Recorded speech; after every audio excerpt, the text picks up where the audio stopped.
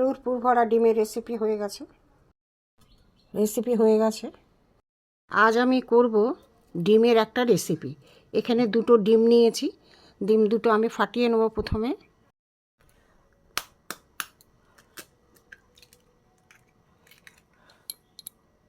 ডিমের মধ্যে নুন দেব, হলুদ দেব, পেঁয়াজ কুচি দেব, টমেটো কুচি, অল্প একটু ধনে পাতা, লঙ্কার গুঁড়ো, একটু ঘেঁটে নেব।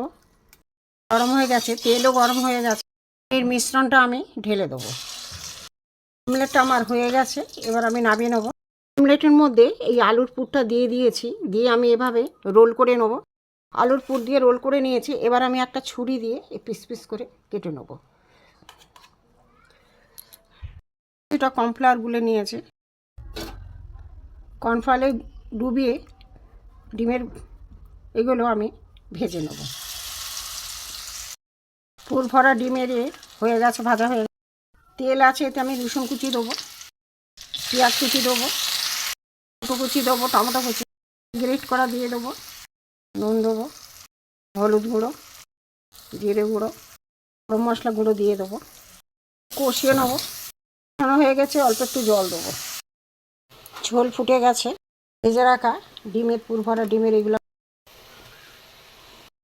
দিয়ে দিয়েছি। পুর ভরা ডিমের রেসিপি হয়ে গেছে।